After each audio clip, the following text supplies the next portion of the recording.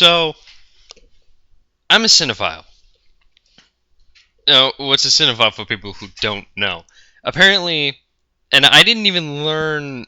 It's funny because I learned about the word when I was listening to the song Jack Sparrow by Lonely Island. And they were talking about how I can't remember the name of the singer who was the guest on there, but they said he was a major cinephile, and I had no idea what that meant, and I ended up looking it up on Wikipedia, and apparently it's someone who has an extreme fascination with movies. And I do. I have an extreme fascination for movies. Sometimes I like to critique movies. I like to talk about the art in movies. I like to talk about. I dissect every time I watch a movie. I'm dissecting every single little piece that's in the movie, and I enjoy the medium so much more than I do with video games, more than I do with books, plays. Movies are really my thing, and I can't really explain why. It just happens, I suppose. What I kind of want to talk about, I'm hoping I could kind of have this be a little thing with me where I could just kind of record myself rambling about certain movies I've seen and what I think about them. Because I'm a big fan of Nostalgia Critic, and a couple people on that guy with the glasses, notably Owen Citizen, uh, and yeah. um, and they when they do their reviews of stuff, and I totally wish I had their job. Really, I would love to speak my opinions about movies, but one thing I'm terrible at is editing. I don't know how they get those movie clips together in the way they do. I don't know how they do it that way. And one thing I don't like is how it feels kind of like when you edit those videos, I feel like you're taking a personal piece of yourself away from it. So here, I'm going to do this whole recording session just improvised. I'm just talking. There's no script for me to go on. There's none of that. And so, what do I want to talk about? Well, I want to bring this up. I took a trip to New York this year, a bit ago, around goodness, it was in the summer, around June to July, and while I was staying there, I came across this movie that came out in 2006 by a director known as Tarsem Singh, and the movie is called The Fall, and by God, do I love that movie. There are a multitude of reasons of why I think this movie is probably one of the greatest things I've ever seen. And I had been familiar with Tarsem Singh's work way before, like not before a movie that came before The Fall, but I had seen some movies of his before I saw The Fall. I saw Immortals, which I thought was a excellent, very beautifully directed film by Tarsem Singh, very violent sort of thing that kind of came out in theaters. It's kind of a violent niche for Greek mythology lovers and violent action lovers alike. And then I saw Mirror Mirror, which was another thing he directed, and I absolutely despise that movie. I think that movie is just the worst thing I have ever seen in my life. I cannot stand it. I think it was taking a story and then trying to make a weird family comedy out of it, and it felt wrong. It just felt horribly, horribly wrong. But I love the aesthetic that Tarsem tried to put into the universe of Snow White. It was definitely something different. But all in all, I still prefer Snow White and the Huntsman. Honest opinion. Okay, so The Fall is really weird. Okay, it takes place in 1915 in Los Angeles, and it stars two people. Two people. Okay, it stars Lee Pace, and bear with me here because I might be pronouncing her name wrong. Katinka Untaru. Lee plays. I'm just gonna say Katinka for now because that's how I suspect that's how it is. Lee Pace plays Roy Walker, a stuntman who, during an accident, is hospitalized. and he's bedridden and possibly kind of messed up. Like, it's pretty much, it's subtle, but it's kind of said that he may or may not be able to continue his job. The person, Katinka, plays Alexandria, who's this. I'm trying to think of the country. I'm not sure what she is. I'm suspecting Italian, but I could be completely wrong, which I probably am. She's probably something else. Um, and the tale basically involves the kind of just how these two meet each other and how they both kind of depend on each other for certain things.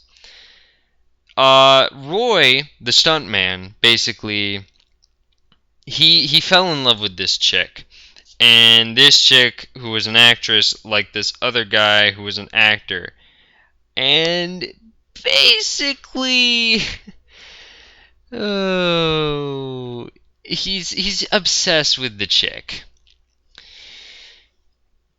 and it doesn't go well. He tries to get this girl to basically help him commit suicide. Now, I'd like to act like I know what the entire story behind this romance is, but I think I might have missed something, and I don't know the whole story. I think it might have been that he dated her and she cheated on him, or she broke up with him, went with him, or she never liked him in the first place and she went with the guy instead of him. It's not really delved into that much as like the relationship between Roy and Alexandria is. Roy kind of attracts her in by kind of weaving this little story, saying he's going to tell her this story. And when he tells her the story, the scenes switch from the scene in the hospital where these two are talking in Los Angeles, 1915, to this imaginary land where basically we delve into the girl's mind and we see what she's thinking as he tells her the story. It's interesting because a lot of people would criticize the movie for its numerous cliches and its obvious story and its weird, just the way the whole story part works. Not the main story, but the side story that comprises most of the fall. When that was exactly the point. The point is that the movie is taken from a child's point of view. In a sense, it's simplistic, it's childlike, but we also get to see how imaginative and bright the mind of a child can be, and what we kind of leave behind when we grow up. You know, that's the thing about The Fall that really interested me. That and the visuals. Oh my god. I cannot tell you how beautiful the visuals are. And from what I hear, the movie was entirely funded by Tarsem Singh. This was his dream project, apparently. And no, they went to over like 20 different countries filming this thing. CGI, screw that. We've got special effects and props up the yin-yang. And it's a sight. It is really a sight to behold. It's every little detail is so delved into. It feels like this is really, and I mean dream project like literally. This thing comes out like a dream. And the emotional content, the emotion that's basically resonated between Alexandria and Roy is really interesting because in the beginning Roy just keeps trying to interest her in this story, but then he cuts it off usually at the really good parts so that if she wants to hear the rest of it, she's got to do something that he wants her to do. In one of the cases, it was where he wanted her to get him a bottle of morphine so he could overdose on it and die. But she messes up in some way, and she gets him placebos, which he throws into a fit of rage for, and basically shit goes down. And it's really interesting. And Lee Pace is a brilliant actor. And so was Katinka. She was really interesting. And from what I understand, she improvised a lot of her interaction with uh, Roy with Lee in terms of him telling her the story. And while it's funny because as he's telling her the story, there will come parts where she will change the story, and then a scene that they've already filled will just completely change, or something will be added. Both of these seem to bounce the story off each other as they start changing it. And I think that's really interesting because you see Roy and you see these conflicting viewpoints that make up the story and make it better.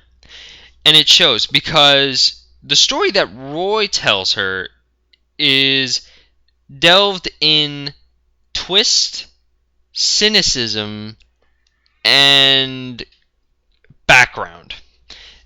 Basically, most of the parts that Roy tells is mostly around the backgrounds of certain individuals, mostly their story, the emotions they go through, and the cynicism of their plot.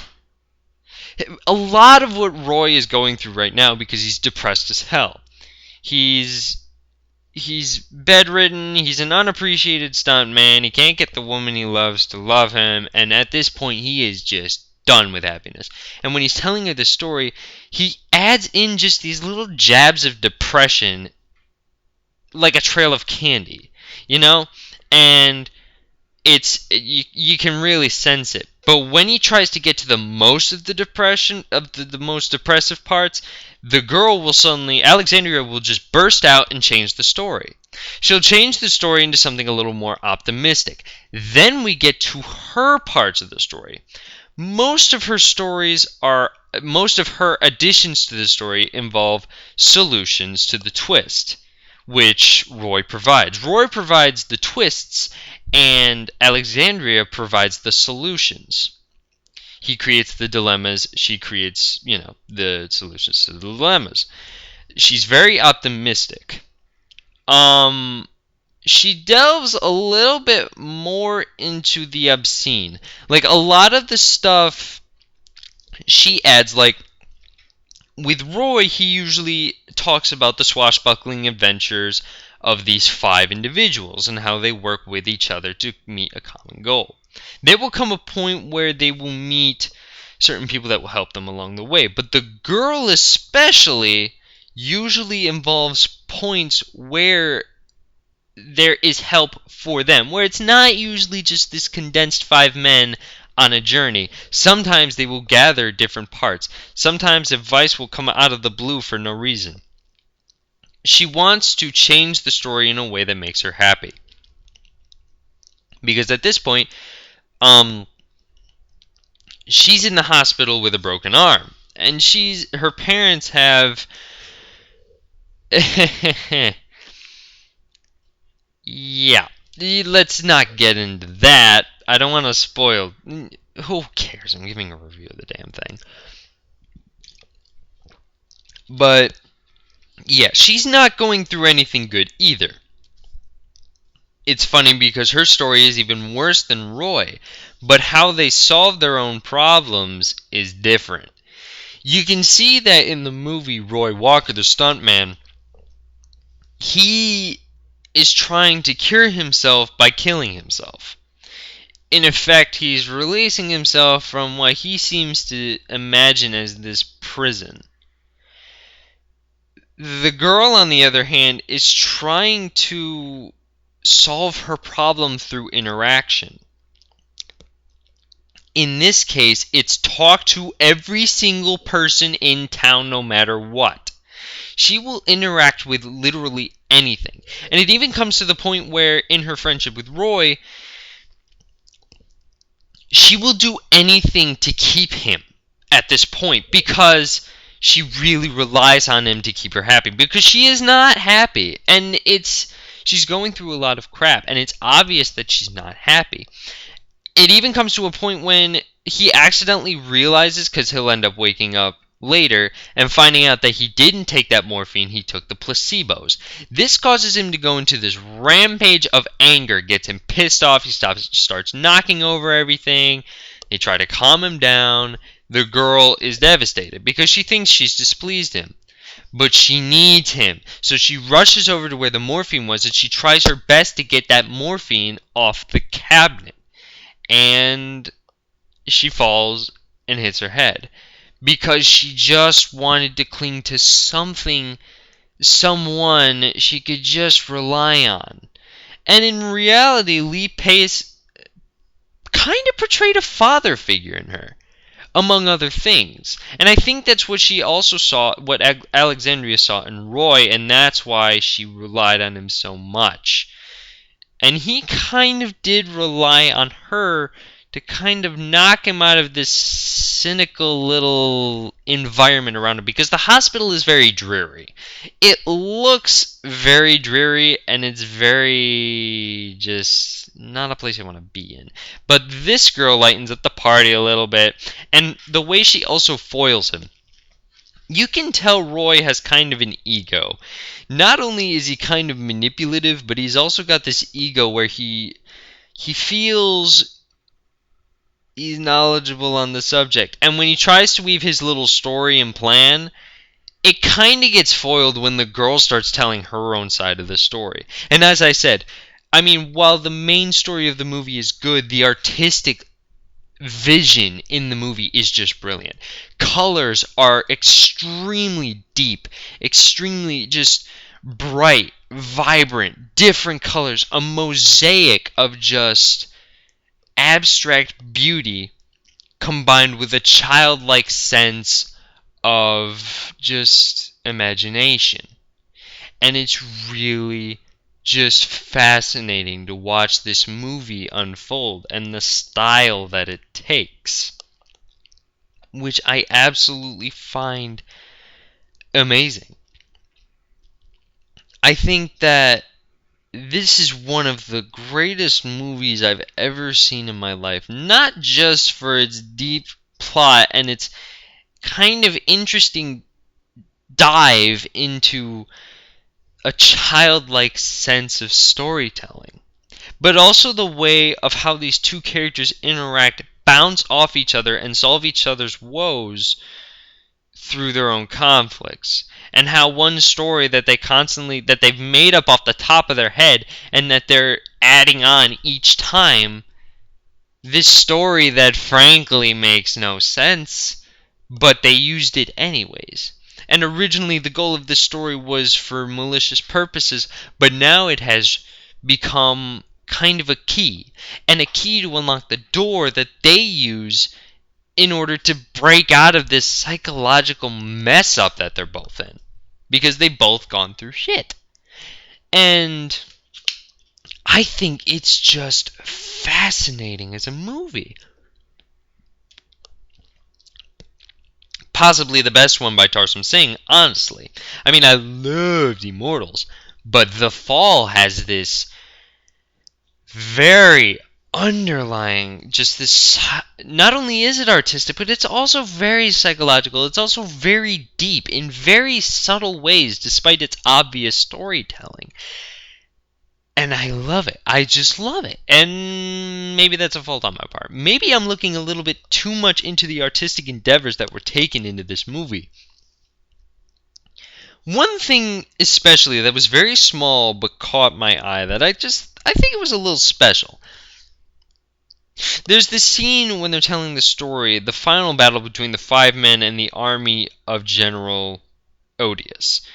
And basically, there's this one scene where an ally the 5 men have gets captured, gets put up to a tree or something, and is sliced from the back with something. I can't remember what the weapon is. As he's being whipped, him especially, he's a mystic. And as he's being hit in the back with whatever this object is, it could be a sword or a whip or something, you would expect blood to come out of his mouth. Now, when this final battle is being told, Roy is trying to make it, he's trying to tell this kid that there is no hope in this world through his story as he's trying to finish it, because he feels absolutely guilty for screwing her over and causing her to injure herself just to make him happy. And he tries to finish the story in the most depressing and cynical way possible in order to try to tell her that there was no happy ending to this story. But she won't let him do that. And she makes, not only does she twist the story around, but she gets him to mess the story, to change the story up himself, because he begins to change through the way she's just foiling him. One of the changes that kind of happened but didn't happen was when they're hitting this person in the back, and where you would think that with them being hit, the pressure against their back hitting their abdomen, blood would come out of their mouth. That happens to the bandit in the final battle with General Odious, and blood doesn't come out of his mouth. What's surprising is what does come out of his mouth. Birds come out of his mouth as he's screaming in pain, and you just see these birds fly out of his mouth. And I thought it was the most interesting thing, because I'm like, why are birds coming out of his mouth but not blood? Then I remembered we're in the child's thinking. However, there are numerous other points where blood is coming out of their mouth. But that scene seems to have hit her in such a way that birds are coming out of this mouth, because she cannot imagine the blood that would come out of this man, or the pain this person is probably being inflicted upon. This specific event is affecting her a little bit differently than the other events around it. Because as he's trying to give her this cynical finish, she constantly tells him, no, no, no, no, no. She wants it to be a happy ending. She doesn't want it to end the way he wants it to, because he's depressed as shit and he just wants to affect her with it. And the birds represent her not wanting to even imagine what is going on, so she replaces it with something she finds is peaceful. In that sense, birds. And I thought that specific scene was just so cool. Just that one little detail that just makes the movie that much better.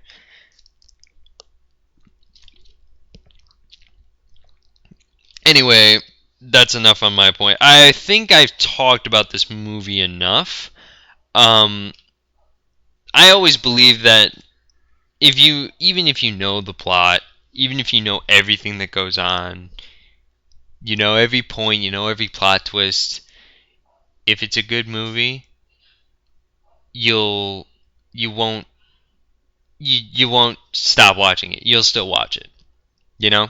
I mean, I liked the Hunger Games movie so much, I went to the movie theater and saw it twice. I knew exactly what was happening, but I went to go see it anyways. So in this respect, I have told you the entire plot of The Fall. I've given you my viewpoint of what I feel about The Fall, and I'd like to recommend it to you. You may know already what's happening, but it's such a brilliant film that I just think it's worth a watch. And I hope you guys appreciated it as much as me. But that's enough rambling on my part. I'll see you guys next time.